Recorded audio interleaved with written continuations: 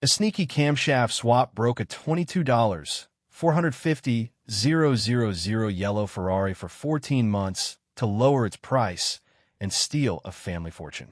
At Westlake Hills at 10:47 a.m., CEO Brooke Harrington laughed at black single dad Derek Payne. "Fix this car, and I'll marry you." Derek did not care about her challenge. He only wanted to save the ER-03 engine, a masterpiece by his late teacher Enzo Rossi. Arriving in a rusty $1.200 pickup truck, he was instantly looked down on by the rich Randall Sinclair. Derek had to fight a hard battle against money blocks, fake police charges, and scary threats to his young son, TJ. Can the proof from Turin, Italy help him turn the tables? But before that laugh rang out across a marble courtyard in Westlake Hills, Derek Payne's life was small, gray, and quiet. His shop sat on a cracked side street in East Austin, Texas. Rain leaked through a rusted seam in the tin roof every time a storm rolled through.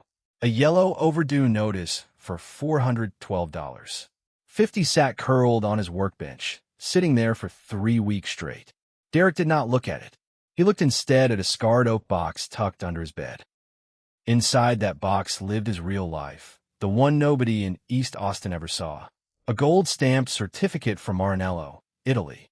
A faded photo of a younger Derek standing beside an old man, with white hair and grease under his fingernails. That man was Enzo Rossi, and he had taught Derek to hear engines the way other men hear music. Derek's hands told a different story than his bank account ever could. He could rebuild a carburetor blind, guided only by touch and smell and the faint hum of moving metal. Only 3 men alive held his exact level of certification. None of his neighbors knew that. To them, he was just a quiet guy on the corner who fixed brakes cheap and never talked much. Every morning, Derek made breakfast for his son. 2 slices of white bread, toasted just enough to crackle. Half an avocado, sliced thin so it'd stretch across both plates. TJ was 7 years old, loved dinosaurs more than food, and always left a green smear on his chin. Derek watched him chew and felt something loosen behind his ribs just for a second. The bank letter on the counter told a harder truth. His shop loan sat $4.217. 83 past due. Friday was the deadline. After that, men in gray suits would arrive, with new locks and a clipboard. Derek had made himself a promise years earlier. He would never again lay his hands on a rich man's car. Rich men's cars came wrapped in rich men's lawyers, and rich men's lawyers had teeth. His own father had warned him about that a long time ago. The bank took their family garage right after. That warning still echoed in his ears at night. TJ finished his last bite of avocado toast and looked up with wide, curious eyes. "Daddy, why do you keep that old box under bed?" he asked. Derek paused, rag in hand, wiping down a wrench that did not need wiping. "It's just old paperwork, buddy," he said. "Nothing important. Finish your milk before the bus comes." TJ shrugged and went back to eating, already thinking about dinosaurs again. Derek watched him go and felt a small ache settle behind his eyes. Someday, he would tell his son the truth. Not today. At exactly 8:15 that morning, his phone buzzed against a cracked workbench. The screen splintered like frost. A voice he did not know said the words Harrington Fund. The caller introduced himself as Randall Sinclair, Chief Financial Officer. He offered $5,000 in cash just to look at one broken car. 14 months, Randall said, clipped and impatient. 5 shops. Nobody in this whole state can tell us what's wrong with it. Derek almost hung up right there. Then Randall added one more detail, almost like an afterthought. The engine code stamped inside is ER-03. Derek's stomach dropped through the floor. His fingers went cold around the phone. ER-03 was not just a random code stamped on a block of steel. It was 18 months of his life, poured by hand, into an engine under the eyes of a dying master craftsman in Italy. That engine was his heart, sitting somewhere in Texas, sick and silent for over a year. Still, Derek said no, and set the phone face down on the counter. He pictured what would happen next. a black mechanic from an East Austin side street, walking straight into a mansion in West Lake Hills. He already knew how that kind of story usually ended for men who looked like him. His father used to say it plain and flat. When we touch their things, we get called thieves. When they touch ours, they get called owners. Derek hung up the call and went back to work on a neighbor's rusted Ford Focus. New brake pads, front and back. The job paid $45. He took it without complaint because $45 was still $45. That afternoon, while sweeping metal shavings off his workbench, a wrench slipped loose from a drawer and clattered onto the concrete floor. It was chrome, worn smooth at the handle, with 2 letters carved deep into the steel. E.R. Enzo Rossi had pressed that wrench into his hand the day he finished training in Medina. Derek sat down slowly on an overturned bucket and held the wrench the way other men hold old photographs. He remembered the old man's voice from a narrow hospital bed, thin as paper, but somehow still steady. Metal does not lie, Derek, Rossi had told him, coughing between words. People lie. When an ER-03 engine cries out, it needs someone who speaks its language. Don't let money bury real art in a garage somewhere. Derek glanced again at the foreclosure notice curling on his counter. Friday. No more room left to hide from it. He walked outside and sat on the back step, wrench still resting in his palm. The evening air smelled like warm asphalt and distant charcoal grills. A train horn sounded far off, low and mournful, rolling across the East Austin rooftops.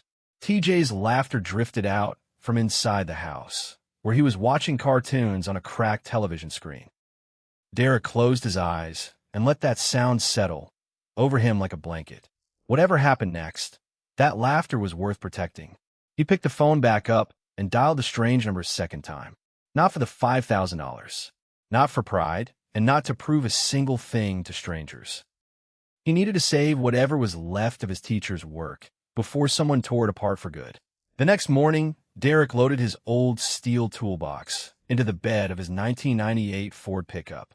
The engine coughed twice, sputtered, then finally caught with a low rattle. He drove west out of East Austin, past the highway overpass. The hills ahead were lined with white fences and gates that gleamed under a hard Texas sun. A security guard stopped him at the entrance for 15 long minutes. The man dug through his truck bed like Derek had come to steal something, not fix it. Sweat gathered at Derek's collar. While he waited, saying nothing, jaw set tight.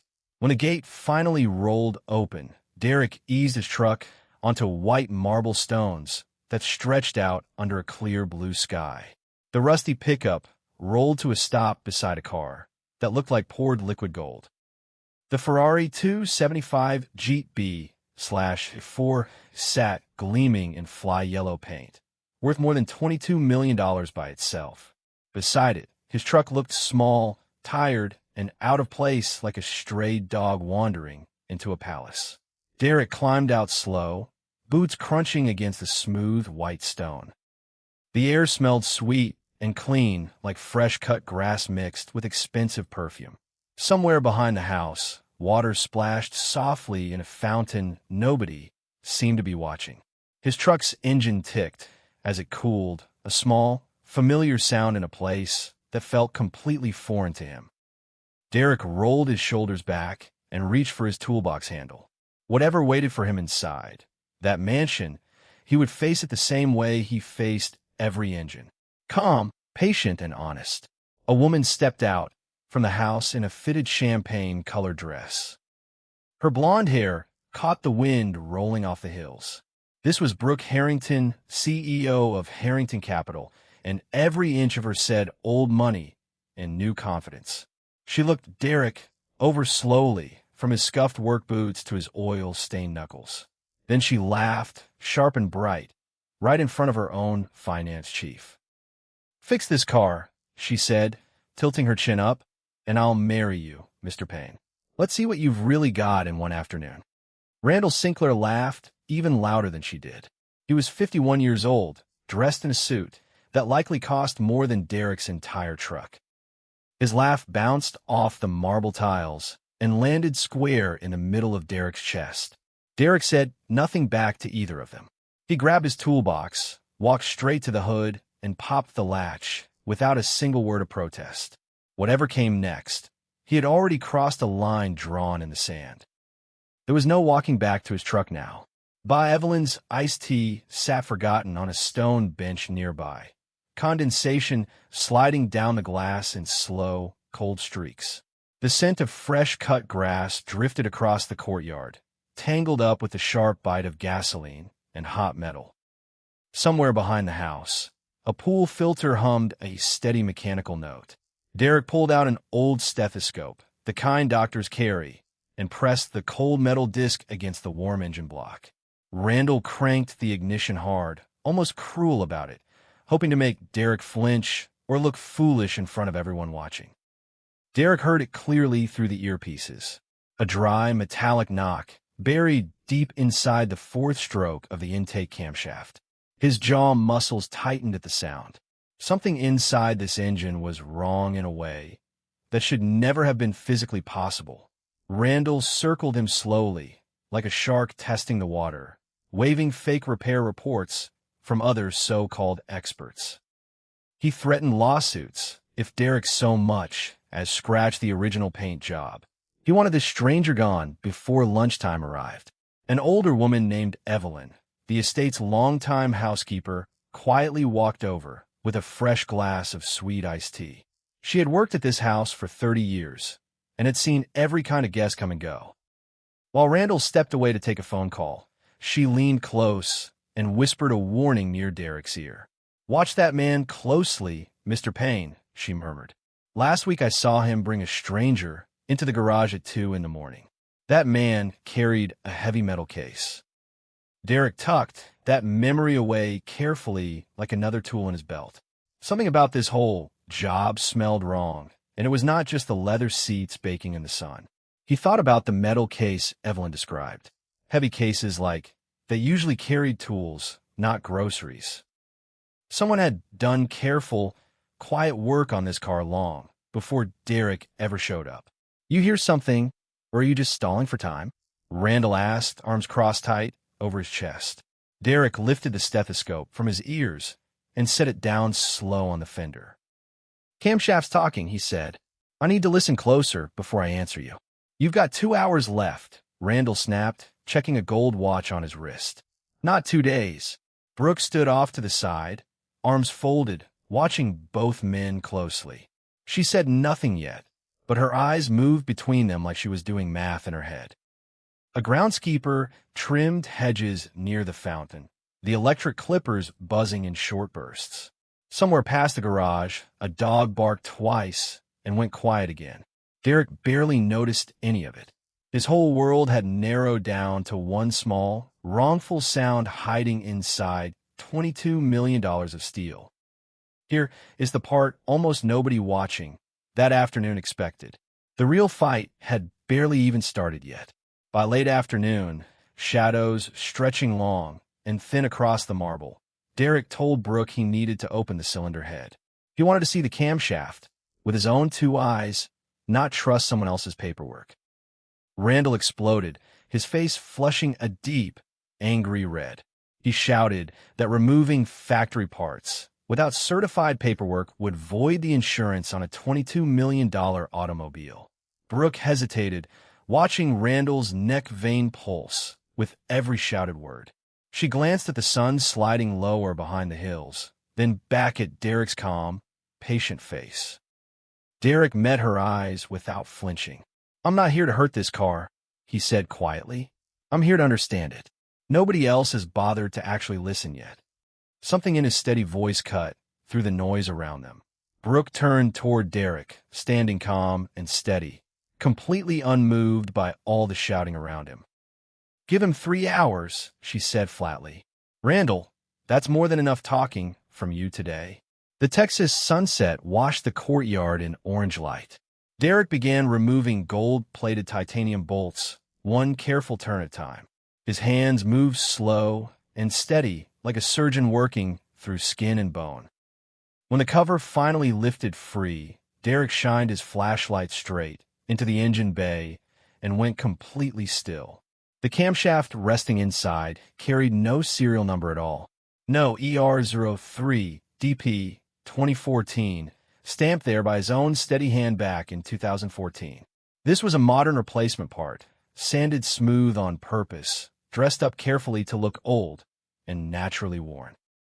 Before Derek could say one single word, Randall moved first, fast and sure of himself. He waved two security guards forward with a sharp flick of his wrist. In his open palm sat a rare platinum spark plug worth $8,000, one that belonged in the car's original tool tray.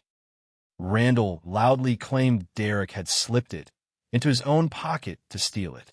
Police cruisers from Travis County waited just outside the front gate, already called there, before Derek had even arrived that morning.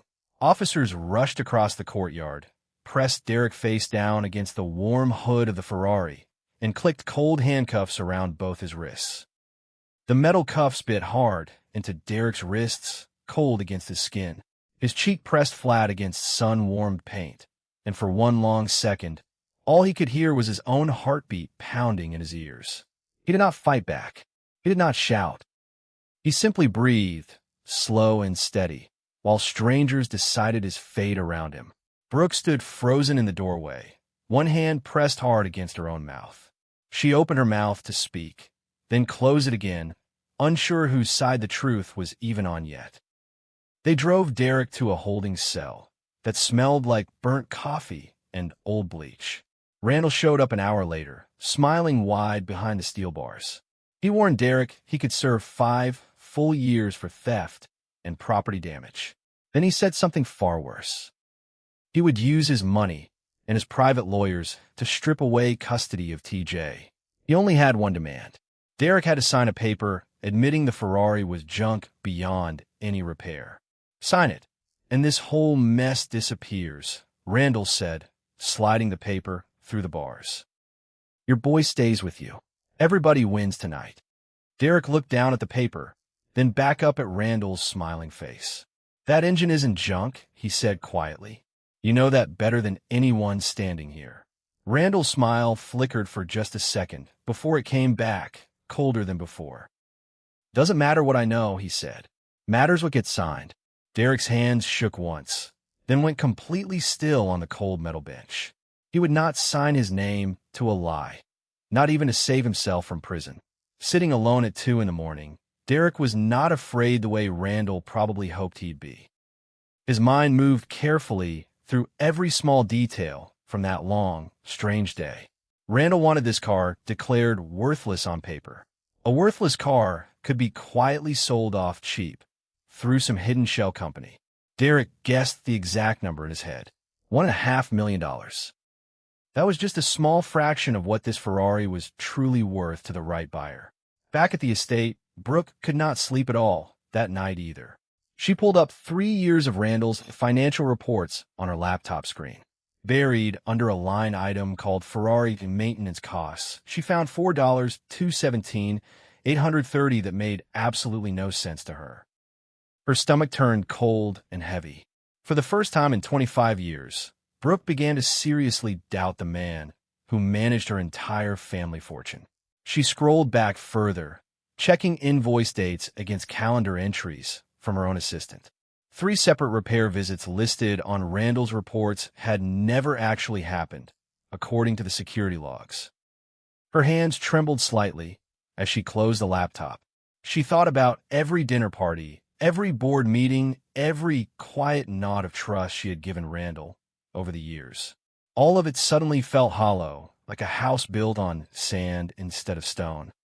Meanwhile, Evelyn quietly placed a call to Derek's public defender from the kitchen phone.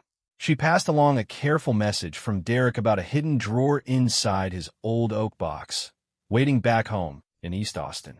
Notice how quiet, patient people kept moving pieces into place while the loud ones kept shouting. That pattern would matter later. Randall, meanwhile, paced his office at midnight, phone pressed hard against his ear. He spoke fast and low to a buyer in Mexico City, arranging a shell company transfer before sunrise. He believed nobody could trace paperwork, move that quickly. He was wrong about that, and he would learn it soon. The next morning, Brooke used her own name and reputation to get Derek released early from custody. She met him at a small roadside diner on the edge of Austin, far away from cameras and office gossip. Derek laid it all out plainly across a chipped coffee cup. He didn't actually want me to fix that car, he said. He wanted me to call it dead on paper. The real camshaft is gone. Someone's planning to sell it on the black market for at least $3 million. Brooke's fingers tightened hard around her coffee cup, knuckles turning pale white against the ceramic. Why would he risk all of this? She asked quietly, almost to herself. He already had money. He already had my trust. Derek shrugged, stirring his own coffee slowly. Some people never feel like they have enough, he said. Not money, not power, not respect. It just keeps eating at them. Brooke looked down at her hands, thinking about that for a long moment. Outside the diner window, rain clouds gathered dark and heavy over the hills.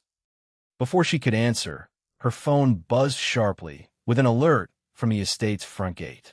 A tow truck was already there, hooking heavy chains around the Ferrari's frame. Randall had learned about Derek's early release almost immediately. He was moving fast now, sending the car straight toward the port of Houston. From there, it would vanish onto a cargo ship bound for a hidden warehouse somewhere in Mexico, gone forever before anyone could stop him. Rain began falling hard and sideways over the highway as Derek's old truck chased the tow rig south. Brooke sat beside him, gripping the door handle tight, watching the wipers fight a losing battle against the storm outside. They reached Container Terminal 4 just as Randall pushed papers toward a tired customs officer, rushing the man to sign before anyone else could arrive. Derek and Brooke stepped out together into the pouring rain. Randall spun around fast and laughed, though his voice cracked hard at the edges this time. "You two have nothing," he shouted over the storm. "This car belongs to Harrington Fund. My report is the only legal word that matters here." 25 years, Randall, Brooke shouted back, rain streaming down her face. "I trusted you with everything. Was any of it real?" Randall wiped water from his eyes, his tailored suit soaked through and clinging to his shoulders. "You trusted a number on a page," he said. "That's all any of this ever was." Derek stepped forward, calm despite the storm around him. "The camshaft you swapped out has a serial number," he said. "You just didn't know where the twin copy was hiding." Randall's jaw tightened, but he forced another laugh, thinner this time. "There is no twin copy," he said. "I made sure of that myself." At that exact moment, a black sedan pulled up quietly beside the loading dock, headlights cutting through the rain. A lawyer stepped out, holding a red-sealed folder flown in directly overnight from Turin, Italy. Inside that folder sat the original blueprints of the ER-03 engine, safe for over a decade inside an Italian museum vault. They carried Enzo Rossi's own chemical fingerprint pressed into the paper alongside Derek's signed copyright registration dated all the way back to 2014. A federal agent stepped forward, badge clipped to his soaked jacket, and took the folder from the lawyer's hands. He compared the serial structure stamped on the current engine block against these original documents, page by careful page. "This matches Mr. Payne's registered work from 2014, the agent said loudly, raising his voice over the rain. "The camshaft on this vehicle right now does not match anything in these records at all. The mismatch inside, that fake camshaft suddenly became impossible for anyone to deny out loud." Randall's face drained of every last drop of color. His mouth opened, but no real sound came out of it. Handcuffs clicked shut hard around both his wrists, and his knees buckled straight down into a rain puddle beside the gleaming yellow car. Rain kept falling steady over the dock, drumming against steel containers stacked 20 feet high. Brooke stood very still, watching the man who once controlled her whole fortune crumple in the mud. Derek simply exhaled, long and slow, and looked up at the gray sky above them. An officer read Randall his rights, while another wrapped the Ferrari's hood with a protective cover, sealing it as evidence. Brooke walked slowly to Derek's side, her heels sinking slightly into the wet gravel. "I owe you an apology," she said quietly. "A real one, not just a check." Derek shook his head gently. "You already gave me 3 hours when nobody else would," he said. "That mattered more than you know." Brooke almost smiled through the rain. Somewhere behind them, a dock worker shouted for someone to move a forklift out of the way. 3 weeks later, Derek's small shop in East Austin looked mostly the same as always. One bright thing now sat parked right in the center of it. The fly yellow Ferrari sat gleaming under barework lights, its V12 engine humming smooth and steady like something almost singing to itself.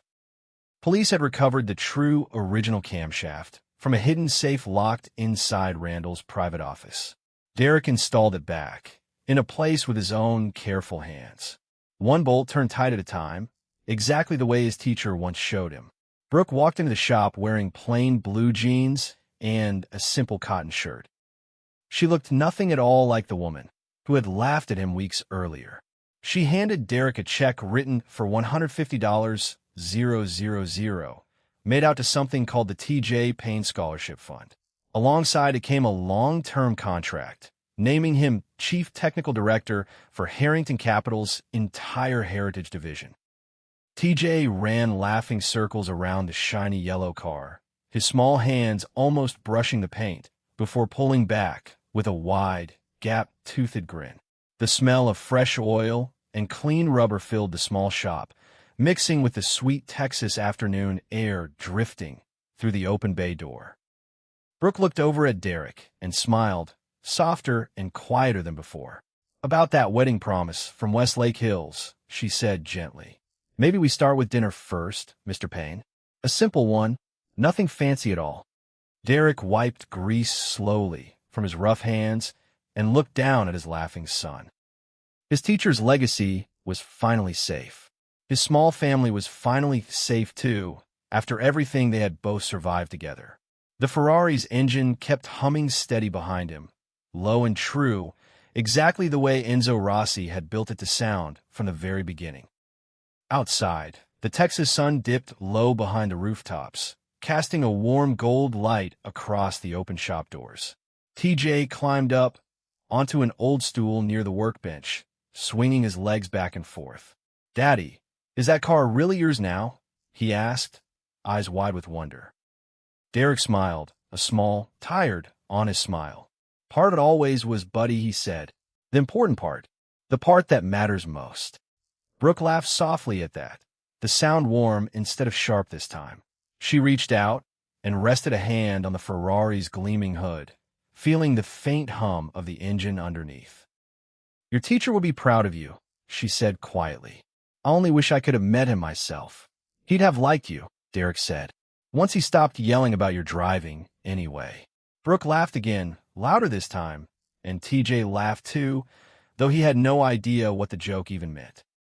Outside, a neighbor's radio played faintly down the street, and somewhere a dog barked twice at nothing at all. The shop smelled like oil, warm metal, and something close to peace.